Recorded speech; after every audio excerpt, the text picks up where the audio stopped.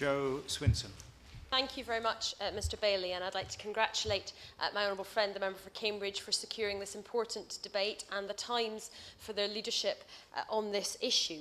It is an impressive turnout of members from all sides of the House today, and I do truly hope that this can be part of a momentum for change.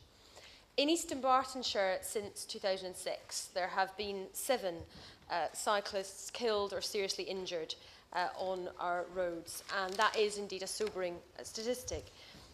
We are fortunate, though, to have an award-winning organisation called the East Dunbartonshire Cycle Co-op, which, with the dynamic force of the leadership under Mark Keelman and a committed and indeed growing team of volunteers, have secured funding and put in place a whole range of different initiatives to get people cycling and enjoying using bikes as a means of transport.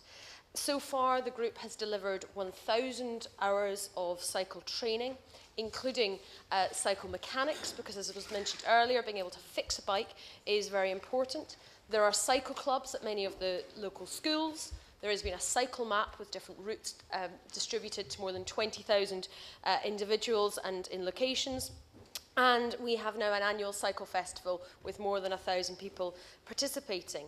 Summer cycle rides are organised, and what's very important is often the children are those that are enthusiastic, but they are very much encouraged to bring their parents to get them perhaps cycling for the first time in maybe 15 or 20 years. And when you have families cycling together, then it is much more likely to be something that sticks. This group has even organised a Guinness World Record attempt for simultaneous bike bell ringing with the help of Classic FM and the Blue Janube. And they have achieved great success. In less than a year, there's been a 5% shift in modal shift in cycling to school in one town, and one school in particular, St Matthew's Primary, now has nearly 20% of the pupils cycling to school, which is a really great achievement and just shows what you can do. It's also inspired other initiatives, so we have a Bishopbriggs BMX club for 10 to 19-year-olds. There's 100 members of that, and one of its founders, Christopher Eastwood, was recently a winner in the first national BMX competition at the end of last year.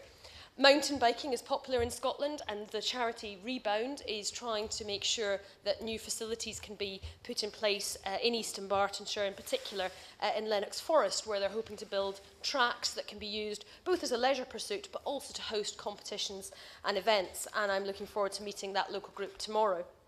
2 issues I just wanted to briefly touch on. One is a slight controversy about cycling on the pavements.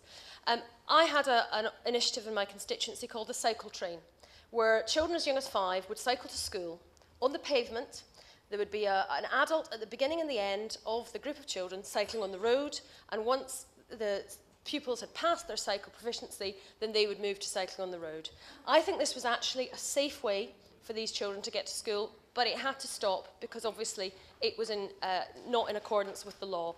And so I think, although there are undoubtedly problems of irresponsible cycling on the pavements, I think there is a role for responsible, supervised pavement cycling for very small children. You wouldn't necessarily expect 5 or 6-year-olds to cycle on the road, but getting that kind of practice in place, I think, would be really helpful. And it was something I discussed with the then Minister for Cycling in 2009 with the delegation, and I would hope that perhaps the Cycling Minister now would also be able to look at that. I strongly support point 6 in particular of the Times campaign for 20 mile an hour limits. There's a big campaign in my constituency to encourage this in residential areas. It's something that is very popular indeed, and I hope that my local council will outline a timetable for moving ahead to this.